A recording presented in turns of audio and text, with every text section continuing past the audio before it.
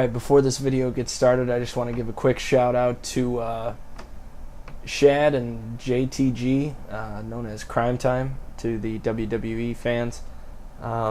They were let go this week. I wish them nothing but the best of luck on what they do. And also let go was Nick Dinsmore, also known to those as Eugene. Eugene and I have quite the storied past, so I'm going to leave that alone. But yeah, I'm just going to leave it alone. This video is about steroids and how they were basically holding back the wrestling industry on the whole. The push for steroids in the WWE, or rather to get rid of them, as it turns out, has led to some new and creative storylines, which I'm quite the fan of.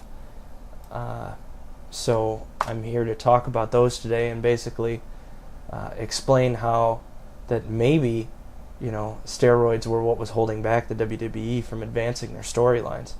The best example I can think of is CM Punk finally winning the ECW world title. A straight edge superstar wins a world title.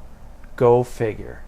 John Hennigan's name is released as somebody using an internet prescription service, and now all of a sudden he finally drops the ECW title after 3 months to CM Punk, who just couldn't seem to get the job done.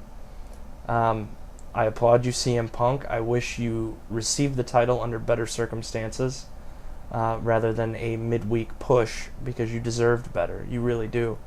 But I'm not trying to take away from that at all. You did get the gold, and congratulations to you. John Morrison, see you in a few weeks.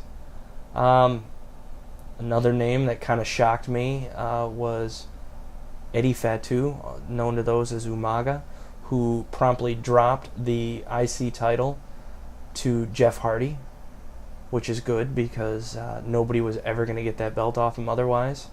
And then he was promptly written out by Triple H with several chair shots and getting beat down by a sledgehammer.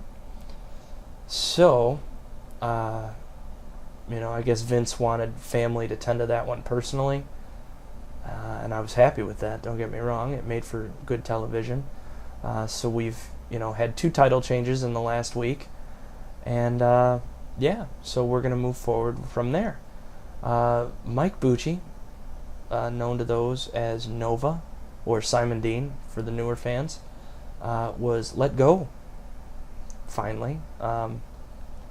Nova was really only good for the BWO sketches, ECW One Night Stand, that type of thing. The fitness guru just wasn't panning out for him. So, it's better off that they part ways now as it is. I just wish it were under better circumstances. Another name that kind of shocked me was Charlie Haas. And you may ask, well, what did Charlie Haas, how did he get punished? Charlie Haas had to put over London and Kendrick this week with Shelton Benjamin as number 1 contenders. I could have seen easily a triple threat tag team match going into Unforgiven, but instead they had to put them over, and you'll probably not see them on TV for a couple of weeks because of Charlie Haas. William Regal was attacked by John Cena, and Darren Matthews, who is William Regal in real life, was on this list as well that was released. He'll probably be out for a week or 2. We'll probably see Coach on TV. Ken Kennedy, Ken Anderson, was dropped from the McMahon storyline as of last night. He is no longer in the running, which is a shame because it would have been interesting television, to say the least. But, whoever is in line for that push, it's going to be nuts. The illegitimate McMahon son is going to have a huge push, and it's going to be very interesting to see where that goes. And then probably the name that surprised me the most was Chavo Guerrero, who was promptly written out on this episode of SmackDown in an I Quit match with Rey Mysterio. Chavo, being so close to tragedy that he has, dealt with in the last year and some change, with not only his uncle, but, just recently with Chris Benoit, the fact that he's on this list of potential steroid users, and this is all alleged. I mean, I'm not trying to, point fingers. But the fact that, all of this tragedy occurred around him and that he also was on this list is frightening. And it makes you really question things. And, the last name on that list is Randy Orton, who wasn't on Raw this week and probably won't show till Unforgiven, where he will probably lose to John Cena at this point because of this so-called wellness violation. So, we got 2 new champions. We'll probably see Cena retain now because of that, unfortunately.